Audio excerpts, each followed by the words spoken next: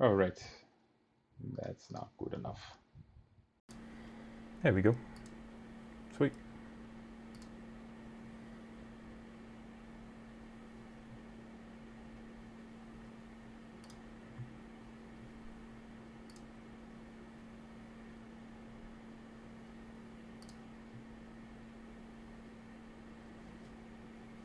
Hey, Bridget. Mind Flare. Welcome back, guys.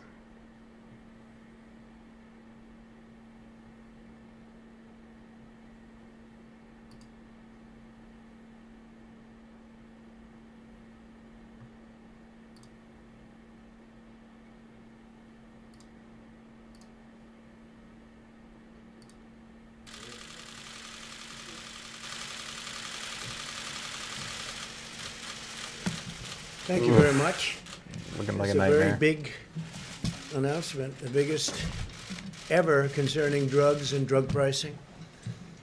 So today I have to tell you it's a Hey, great Dom. honor for me to announce that my administration is issuing two groundbreaking rules to very dramatically lower the price of prescription drugs for the American people, especially for our cherished seniors. We're pleased to be joined on this occasion Will he by take Secretary questions, of Health and guys? Human Will he Services take Alex them? Azar, and Administrator of Center for Medicare and Medicaid Services Seema Verma. Thank you both. Thank you both. And thank you all for being here. Appreciate it. The unprecedented reforms we're completing today are the direct result of the historic drug pricing executive orders I signed in July. Statutorily, we had to go through a very long process, and we got it done. I was very proud to have gotten this done. We were pushing it very hard, as we did with the vaccines and other things. The first action will save American seniors billions of dollars by preventing middlemen, famous middlemen they call them, from ripping off Medicare patients with high prescription prices. Currently, drug companies provide large discounts on the price of prescription medicines, including nearly $40 billion in rebates to Medicare Part D plans last year alone. Yet often middlemen stop those discounts from going to the patients, which is what we're interested in, not the middlemen, who need it the most. So the patients are going to be now getting the benefit instead of these very wealthy individuals. Patients pay very high prices, and they have for many years, although we brought it down, first time in 51 years, with the costs adding up to hundreds or even thousands of dollars per year per patient. Today's action ends this injustice and requires that these discounts go directly to people. These are the people that need it. This will save patients up to 30%, could be 40%, could be 50%, could be much higher than that. These are numbers that nobody's ever even contemplated. And that doesn't include life-saving drugs like insulin, which will be even higher. Insulin was destroying lives and destroying families because the cost was so high. Hope And you guys now doing okay out there. it's at a level that nobody can even believe. Is that correct, Seema? $35 a month from This many microphone times new that setup number. I have going on The is second rule we're over the finalizing place. today will transform the way the U.S. government pays for drugs to end global freeloading think on that's the good. backs of American citizens and American patients. Until now, Americans have often been charged more than twice as much for the exact same drug as other medically advanced countries. We would be having a drug, identical drug, same company, and we'd pay many times the price of what that drug would sell for in certain countries. In case after case, our citizens pay massively higher prices than other nations pay for the same exact pill from the same factory, effectively subsidizing Well, and socialism Bridget, he's aboard been with reading this skyrocketing prices same at home. thing So for we would spend tremendous quite a amounts while of now. money in order to provide Same bogus. inexpensive drugs to another country. And when I say the price is different, you can see some examples where the price is beyond anything 4 times, 5 times different. For example, Medicare Part B recipients are forced to spend 5 times more for a common breast cancer medication than patients in other countries. So 5 times more. And we have other examples that are substantially higher than that. To address this unfairness and to lower prices for Americans, we're finalizing the most favored nation rule. Remember that name, most favored nation rule. Nobody's ever done this. The drug companies don't like me too much, but we had to do it.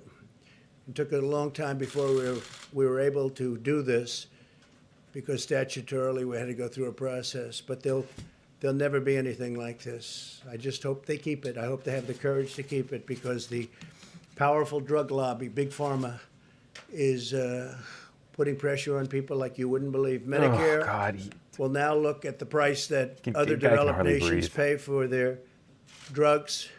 And instead of paying the highest price on the list, and we are substantially higher than any other country in the world, we will pay the lowest price. In other words, we take the lowest price and we match whatever the lowest price is, leading to colossal savings for all Americans. And we're talking about savings of 50, 60, 70%, 80%. Different drugs, different prices. In addition, today, we're taking one more historic action to hold down drug prices. In the past, drug companies have been allowed to identify certain very old generic drugs that have been widely available for decades and exploit a misguided program called Unapproved Drugs Initiative. That's Unapproved Drugs Initiative, a program that has been around for a long time and hasn't been too good for the people that were supposed to benefit to obtain market exclusivity on these medicines. So we are doing something that nobody thought anybody would do. The savings is going to be incredible. Then they've jacked up the prices by as much as 1,000 to 5,000% on this product. This program has also caused shortages of important medicines. Today I'm announcing that we are ending the Unapproved Drugs Initiative program to stop this unfair practice. So prices are lifted by 1,000% to 5,000%, in one or two cases even more than that. And we're ending this. We are putting an end to it. Together, these reforms will save American patients many, many billions of dollars every single year. For generations, the American people have been abused by Big Pharma and their army of lawyers, lobbyists, and bought and paid for politicians. But I've been loyal to the special interests. I've been loyal to our patients and our people that need drugs, prescription drugs, and devoted myself to completely fighting for the American people. You see that? This is not an easy thing He's saying the same thing he's been saying throughout the last year of his presidency. He's just, this is really just him. Campaign. This is really just him trying to remind himself, like, okay, I'm president. Maybe I'll be president. Maybe I'll be president a little bit. Like, this is just completely bogus. I've been saying that a lot. I've been saying that a lot with this guy. Of dollars and ads. In fact, I looked at it. I said, "Who is it?" I've never seen anything quite like it because I told them I'm going to have to do this. You know, I was put here to do a job. Yeah, MindFlayer caught that too, Pfizer right?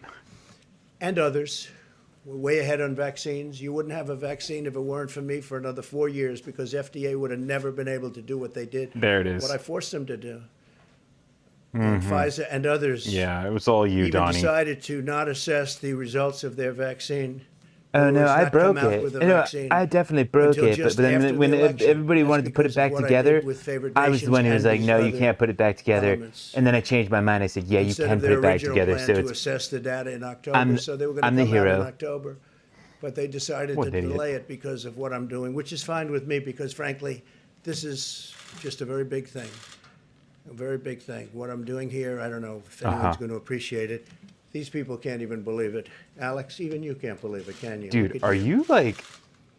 Is he taunting them? So they waited and waited and waited, and they thought they'd kind of feels like he's taunting everyone. After the election. And it would have probably had an impact. Who knows? Maybe it wouldn't have.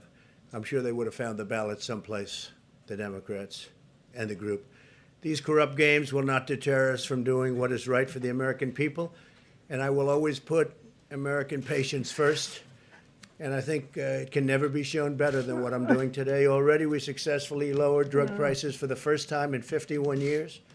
What a clown. In September, we finalized a rule allowing states, wholesalers, and pharmacies to safely and legally import drugs from Federico, Canada. thank you for signing up, man. Awesome. Career politicians have promised to institute this reform for decades, and we got it done. The reason Canada, and this is going to be, I think, just a short-term fix, because until we have the favored nations fully ready, which we hope to be in January 1st. I think a very important thing is to say January 1st. It's right around the corner.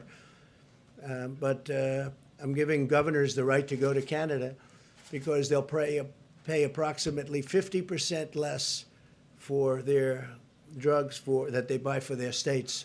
So the governors buying drugs for their states go to Canada. They buy the drugs for very, very much less, and they'll be able to pass that on to the people of Florida. Ron DeSantis was the first one to ask, but others are asking also. And it's a great thing. I mean, you'll save 50%. They're going to buy a lot from Canada initially, and I think ultimately they'll be comparing prices. You'll get the lowest price anywhere in the world, so you won't need to buy from Canada. In a few weeks, my administration will also finalize rules requiring federally funded health centers to pass drug company discounts on insulin and EpiPens directly to patients, and the EpiPen prices come way down. We remember those horrible stories about EpiPen. Well, the prices now come way, way, way down. We capped insulin costs for many seniors at just $35 a month, as I said, saving them an average of nearly $500 to $1,000 a year just on insulin, saving $1,000 a year on insulin. Since I took office, we've reduced Medicare Part D premiums by 12%, putting nearly $2 billion back into seniors' pockets. Now, 12% is great by any standard, but 12% is peanuts compared to what we've done with favored nations. I think it's probably the biggest story that we've ever had relative to drug prices. There's never been anything like this. This is something that has been talked about for many years, but nobody had the courage to do it because of the power of Big Pharma. We ended the gag clauses that prevented pharmacists from telling patients how to buy less expensive drugs. As you know, pharmacists could not talk to patients about how to buy drugs. How about that one? Think that's right? And now they can and should. We approved a record number of affordable generic drugs for 3 years in a row, and we put a very heavy emphasis on generic drugs. No, man. And pharmacists don't know the backgrounds of their patients, will also go the down medical very history of their substantially. patients, in No depth administration to give has them ever drugs fought that harder can or kill them, achieved more Don. for our patients and for our seniors. But for America, when you think of it, for America, because other countries were paying a fraction of what we were paying. In some cases, a small fraction. I mean, it was what the numbers were just staggering. The difference between going to, I won't name nations, but I could name 5 of them right off the top of my head, that it is so incredible to think about for years what was happening. We've been working on this for 2 years. Statutorily, we had to go through a process. But when you think that our nation, for the exact same pill out of the exact same box, often made in the exact same factory, same company, and you take a look at the cost was so much more, many, many times more. In 4 short years, we've instituted the most dramatic series of drug pricing reforms in decades. And you'll see that it all comes to I'm fruition having fun with right the now, sign language starting interpreter. on January 1st, and the American It's great people watching benefit her. from our actions for many, many decades. And it should be very immediate. Now, I presume they'll sue, but it's a suit that they should never be able to win. They should never, ever be able to win. So now I'd like to ask Secretary Azar to provide some more details as to the action, and then Seema, I'd like to have you come up. Great. And While say a few Azar words. comes up, if you guys are brand new to the Good channel, job. be We sure appreciate to it. hit the Thank like you. button and subscribe. Secretary. And welcome Federico Ramirez. He's a brand new member. For a couple of bucks a month, you can sponsor the channel. Well, go thank straight you, into Mr. making more President. videos. What an And you can also check extremely out our exciting day merch for store. I'll American pin healthcare. a shirt that On top we're of the selling how news to that you just made, raise money for more today, videos. Pfizer will be filing an application for an emergency use authorization with the FDA for their COVID-19 vaccine that appears to be 95% effective. Within weeks, we could have a decision from FDA, and within 24 hours of that, we will have started distributing millions of doses of safe and effective vaccine to begin protecting our most vulnerable across America. You know, the president mentioned his passion for getting drug prices down, and I can tell you I've seen that firsthand. When I became secretary in January 2018, the very first meeting we had in the Oval Office was to put together our plan for tackling drug prices. It was the number one priority, the president said, for us was getting drug prices down. And in that meeting, we came up with the idea for most favored nation status and for ensuring that the discount prices that Big Pharma was giving to middlemen would get passed on to America's seniors at the pharmacy counter. And almost 2.5 years ago, in May, the president laid out the most comprehensive vision for reforming drug pricing in American history. The president's blueprint was clear. We need to put American patients first, and our drug pricing system too often puts them last. I mean, look, I guess this makes sense for them, like politically, right? They're dealing with the pandemic, that was all their fault. But now they have these vaccines, and they're trying to save face. And so what this is it's interesting how, you know, the Trump administration can both claim to be like standing up for big pharma and then just be so grateful, you know, that Pfizer and Moderna have done what they've done. But it's just that they're gonna try to hammer this again and again. You know, them fighting for the American worker, the American person, the sick American, to lower their drug prices because they just want to remind you about the vaccines, which is pretty. I mean, being responsible for this pandemic, you would think that you'd want to like distance yourself from it as much as you can, but they're really just trying to save face with this vaccine. So.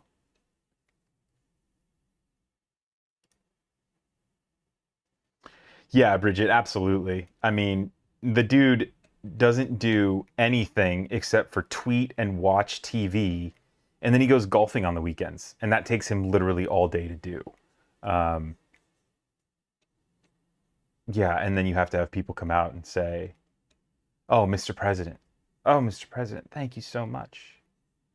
We couldn't have done this without you." And then he'll come out and say, "Oh, yeah, without me," like he just did a few minutes ago. "Without me, you wouldn't have this vaccine." Donald Trump, man, shut the fuck up. Excuse my language. Sick and tired of this. Sick and tired of this. And Alex Azar is a complete joke. His stories are being written about how it's being reported that he's essentially not letting anyone inside Health and Human Services communicate with the Biden administration. This guy, if anybody has incentive to, you know, help Donald Trump look better than he actually does in light of this pandemic, it's this guy, Alex Azar, the guy who utterly botched this pandemic as well. Let's see who else they're going to bring up. Donald's got to stand there with his little forward tilt belly.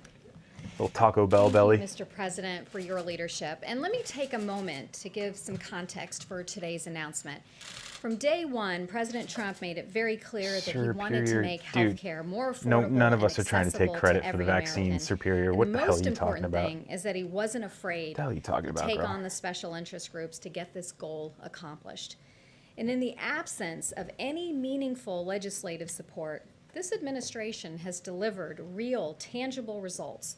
Premiums down in Medicare by 34%, the lowest in 14 years, and some areas saw declines almost as much as 60%. We stabilized the exchange, lowering premiums. Yeah, Anthony, I know it's ridiculous. More plan choices. We have set forth a pathway to make the American healthcare system work more efficiently to deliver better quality and lower cost, tackling long-standing problems that no other administration had the guts to do. And the list is long. Price transparency so that patients know what they're getting charged before they get their care. Portable digital health records so patients have their complete medical history right on their phones. Reducing regulatory burden so that doctors can spend more time with patients. The healthcare system will work better because of what this administration and President Trump has accomplished. And as the President noted, our achievements on drug pricing are no less sweeping and unprecedented. Thanks to regulatory changes in 2017, the Part D premiums have dropped to some of the lowest rates in 7 years, saving beneficiaries over $1.9 billion in premiums. And we're also bringing price transparency to Medicare so that doctors and patients have pricing information when drugs are prescribed so that patients can get the best deal. The President's Senior Savings Model has our Medicare beneficiaries cheering this year as they are selecting plans in this year's open enrollment. They have over 1,600 plans that are offering insulin for just $35 a month or less, and that is a massive 66% savings. Today's announcement is about Part B, where the Medicare program has been nothing but a powerless price taker. And the problem is simple. While there are market forces and negotiations that serve to reduce costs in other parts of the healthcare system, it just doesn't exist in Part B, which pays for drugs that you get in a doctor's office, cancer drugs and other infusions. In Part B, American seniors and taxpayers pay whatever drug companies want to charge.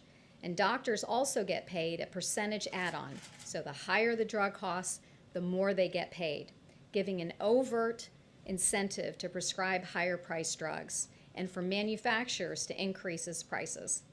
And so it's no wonder that American seniors are paying twice as much as what other countries are paying. And because of this, over the past 5 years, Medicare spending for Stevie's Part in the B house. drugs What's up, Stevie? has gone up by 55% on average. And drug spending in Part B is responsible for over a third of the premiums that our seniors pay. So the bottom line is higher drug costs lead to higher premiums and higher copays. Doctors do well, drug companies do well, but patients pay more. This effort is going to save over $85 billion over 7 years and saving seniors over $28 billion as well.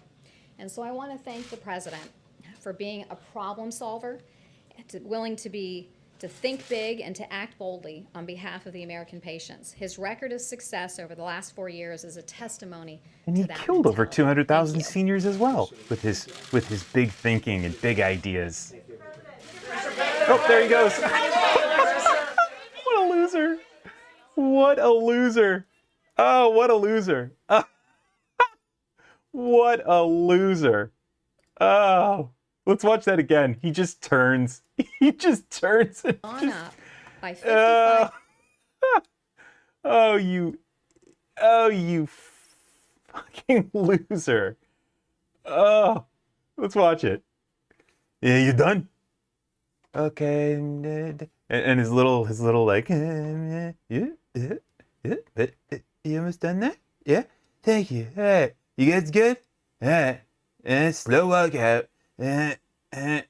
Just fall off the stage, man. What a loser. Oh, what a fool.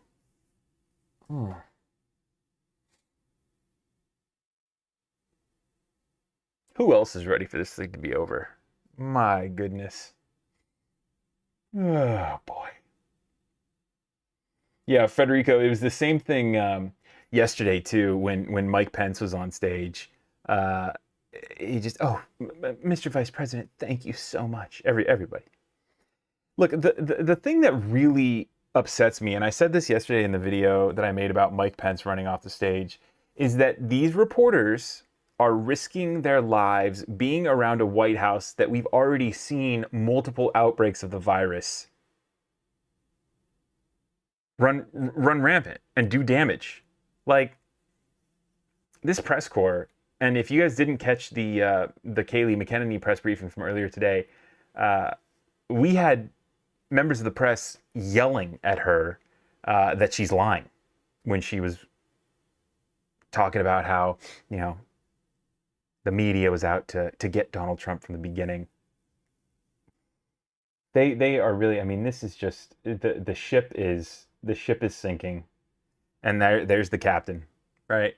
There's the captain. Pathetic. Pathetic.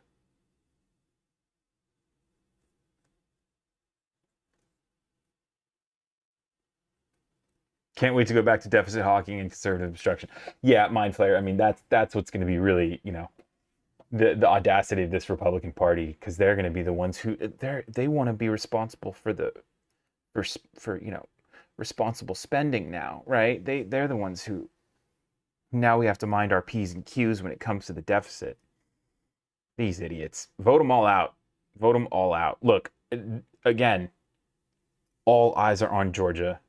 Like, Georgia, we got to come out strong. We have got to come out strong in Georgia.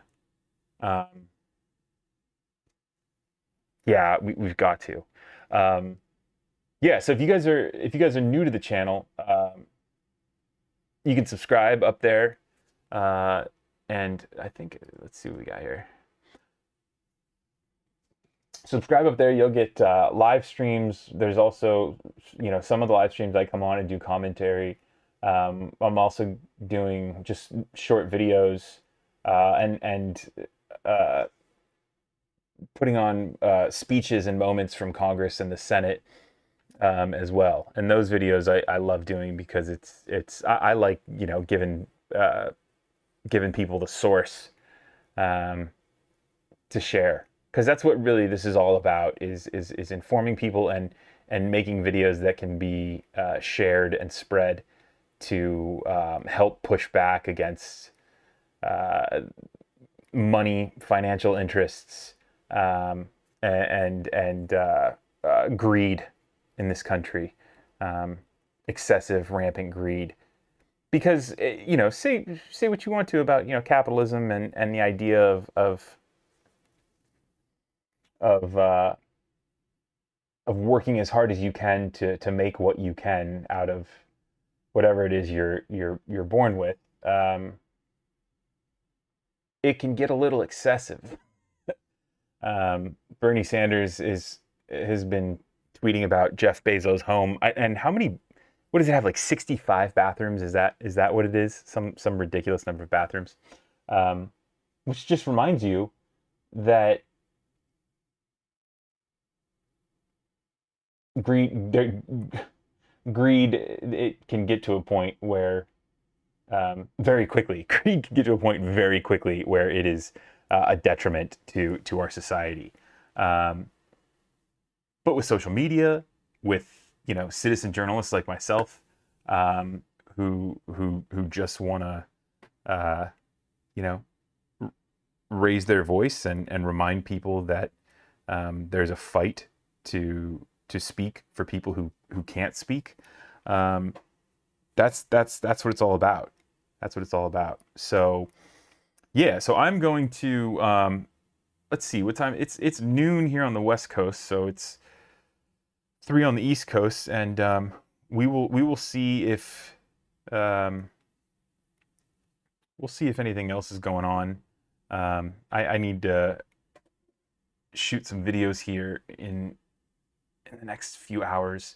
But yeah, if you're new to the channel, you can subscribe, you can like this video, which goes a long way. And then, I know times are tough right now for people, so I've made the membership to the channel. It's like $2 a month, $1.99 a month if you guys want to sign up.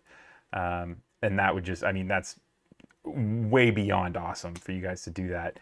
And then I got merch there. I'm selling masks and all sorts of stuff.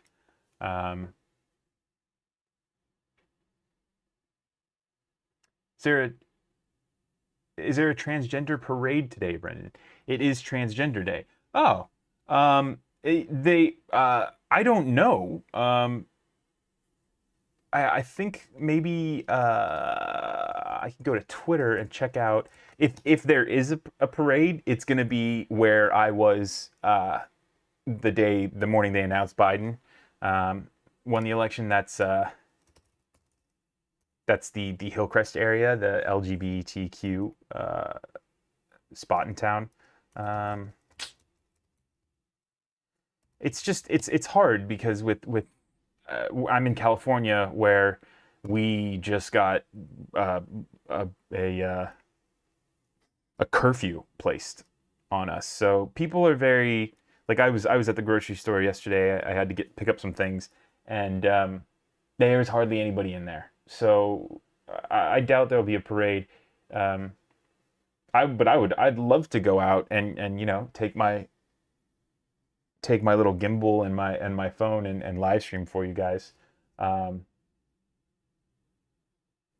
Oh, there's a big march and sing along in New York last night. Oh, cool. Yeah. Oh, cool. Okay, so actually, so we have this big convention center here in San Diego, and it looks like they're gonna light it up light it up like a rainbow, which will be pretty cool. So I'll take some posts of that, and I'll post that onto Twitter tonight.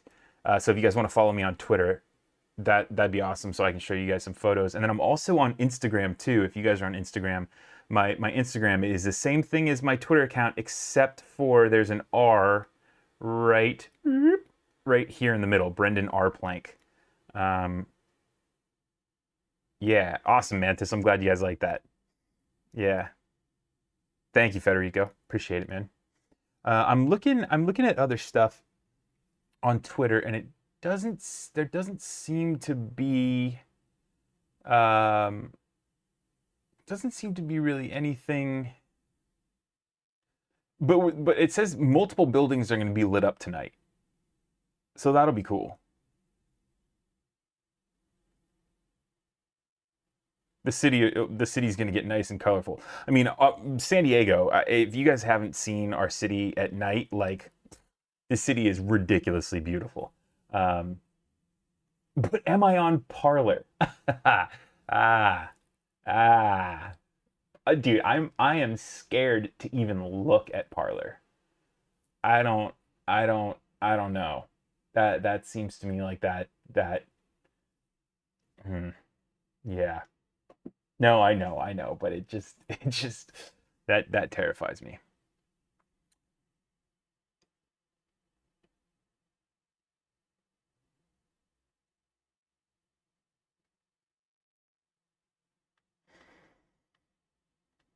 Man, so yeah, that was a busy morning. I mean, we had, Jesus, what streams have I got on already? It was Nancy Pelosi trolling Donald Trump by showing that House Democrats got more votes than he did in the election, which was awesome.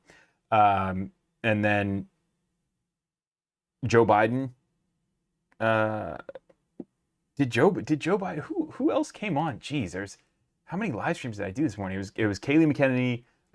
Then that turned into Joe Biden's team talking about the transition and the cabinet picks, and then that turned into me reading from Barack Obama's A Promised Land. See if the white balance is a little funky on the camera, but you can kind of see it there. It's hard. This just came in the mail, so I read the preface and the first chapter, and it's awesome so far. And there's also just some really cool pictures. This was when I was reading, they were talking about, he spent quite a long time talking about this walkway in between the Oval Office and the residence. And he briefly mentioned the girls coming and surprising him in the afternoon for a visit. And this is a photo. This is a photo that's in the book. It's really cool. There's these awesome, which I'm guessing these are all Pete Sousa. If you guys aren't familiar with Pete Sousa, he is on Instagram, and he has been, for the last 4 years, he's been trolling Donald Trump. Right now, go follow him. He is awesome. He was the White House photographer of Barack Obama, and it looks like Joe Biden is going to bring him back to be his photographer as well. So really looking forward to that. And so I think most, if not all of these, are the work of Pete. Just really beautiful shots. This is the Lincoln Memorial right here. I think, is that, let's see if we can see if, I don't know if anyone's there. My favorite photograph from that night is this one of people gathered on the steps of the Lincoln Memorial listening to my acceptance speech on a transistor radio. Oh, awesome. That's cool. You can see all the people down here. And those are just people listening to his acceptance speech on the radio. Cool shot. Very cool shot. So that one's probably not from Pete, because Pete was there. Yeah, really, really cool book. Really cool book so far. So I read that. I read the preface in the first chapter, and that it pretty much takes us up to him meeting, him graduating Harvard Law, and then the second chapter is going to be about meeting Michelle. So I can't wait to pick it up and just read through it.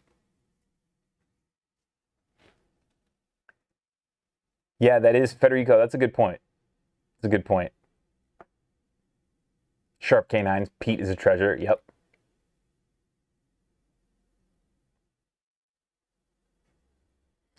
Yeah, sharp canines. I couldn't agree with you more. The Electoral College needs some serious reforming.